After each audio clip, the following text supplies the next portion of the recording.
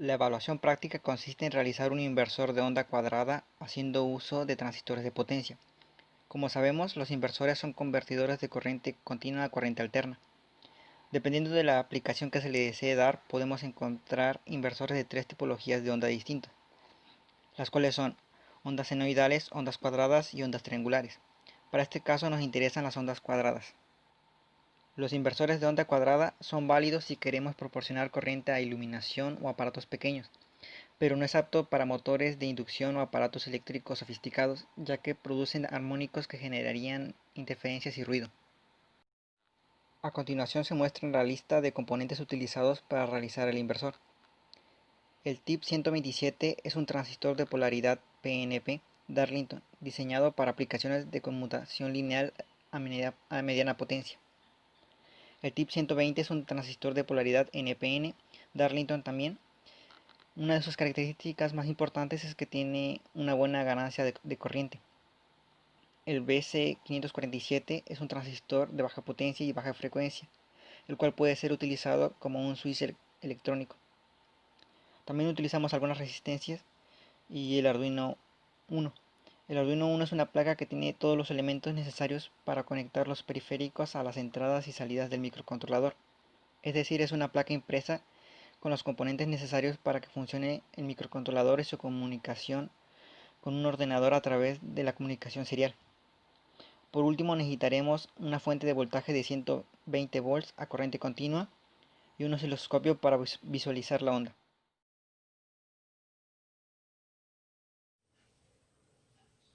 Como antecedentes, la electrónica de potencia es una de las ramas de la ingeniería eléctrica. En ella se combina la energía, la electrónica y el control. Principalmente se usan fábricas y en talleres en los que se controlan equipos consumidores de alta potencia.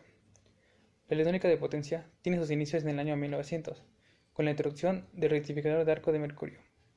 Este fue un dispositivo que utiliza las propiedades rectificadoras de un cátodo emisor de electrones y de un ánodo no emisor de electrones, contenidos de una cámara que contiene vapor de mercurio. En 1948 se inicia la primera revolución electrónica con la invención del transistor de silicio en los laboratorios, por los señores Perden, Vatrin y Shockley. Otro de los grandes inventos fue el del transistor de disparo, PNP, que se definió como un transistor o rectificador controlado de silicio, los SCR. La segunda revolución electrónica fue en 1958, con el desarrollo del transistor comercial por Electric Company. Ese fue el principio de la nueva era de electrónica de potencia. Hasta la fecha se han introducido distintos dispositivos semiconductores de potencia y técnicas de conversión. Un inversor es un dispositivo que cambia o transforma una tensión de entrada de corriente continua a una tensión simétrica de salida, ya sea senoidal, cuadrada o triangular, de corriente alterna, con la magnitud y frecuencia deseada por el usuario o el diseñador. Desde finales del siglo XIX hasta mediados del siglo XX, de corriente continua a corriente alterna de conversión se realiza mediante convertidores rotativos o motor generador, los MG. El primer inversor para resolver fue un rotatorio, que consistía en un motor de corriente continua de conducir un alternador de corriente alterna en la rotación adecuada de velocidad para cargar de corriente alterna a 60 Hz. La introducción de inversores de onda sinusoidal en respuesta a estas deficiencias que se fueron dando a lo largo de la historia fue una revolución para los inversores. Hoy en día, la mayoría de los inversores son de este tipo.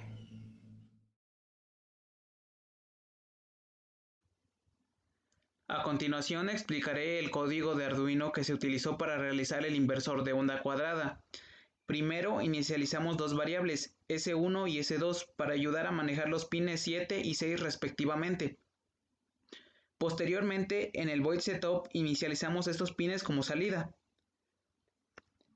Necesitamos que cada señal se active intercaladamente, por lo que cuando S1 esté en alto, S2 debe mantenerse en bajo y viceversa. Por ello, en el void loop primero se pone en alto S1 y S2 en bajo. Tomando en cuenta que queremos una frecuencia de 60 Hz a la salida, el tiempo de medio ciclo sería de 8333 microsegundos, por lo que la instrucción anterior debe mantenerse por este tiempo, así que utilizamos la función delay microsegundos para realizar lo anterior. Por último, S2 se pone en alto y S1 en bajo por el mismo tiempo, y así para mantener una señal de frecuencia cuadrada a la salida del inversor.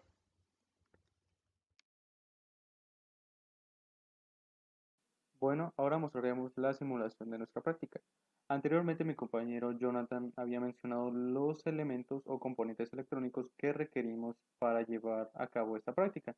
Y estos los podemos observar aquí dentro de Proteus. Podemos ver aquí los BC547, los TIP 127, los TIP 120, las resistencias, la fuente de corriente continua de 120 volts, el Arduino Uno y para monitorear todas estas señales, el osciloscopio. Como había mencionado mi compañero Ricardo, elegimos los pines 7 y 6 para llevar a cabo una secuencia de activación o desactivación. Si procedemos a simular, bueno, podemos observar aquí por medio de este multímetro que bueno, ya empieza a oscilar de 120 a menos 120 volts de corriente alterna. Bueno, podemos llamarlo así. Y tenemos dentro del canal B y C lo que son las activaciones y desactivaciones de una secuencia de estos transistores de potencia. Primero se activan dos, y luego se activan otros dos de forma, digamos, cruzada. En el canal B tenemos lo que es el pin 7, en el canal C tenemos el pin 6 y la señal amarilla que se encuentra dentro del canal A es como tal lo que es nuestra señal de salida. Como podemos, si la llevamos a cabo una medición, podemos observar que, bueno, esta aproximadamente tiene 120 volts. Bueno, si ajustamos y ampliamos,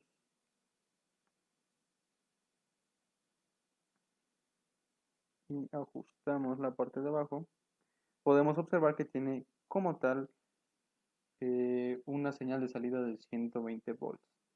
Y bueno, esta señal está a una frecuencia de 60 Hz debido al ajuste que se realizó por medio del código que explicó mi compañero Ricardo. Ahora explicaremos la placa que diseñamos para montar el circuito que se mostró anteriormente aquí en Proteus y bueno, que llevamos a cabo en PCB Wizard. Como podemos observar, se encuentran todos los componentes que observamos en Proteus. En esta parte de aquí tenemos lo que es la entrada del voltaje o digamos la fuente de voltaje de 120 volts de corriente continua. Y en esta parte de acá abajo tenemos lo que son las señales de nuestro Arduino. Estas van a unas resistencias que posteriormente van a lo que son los BC547, los cuales activan una secuencia de estos transistores TIP 127 y 120, que bueno, activará de forma cruzada. Y en esta parte de acá tenemos lo que son nuestra señal de salida.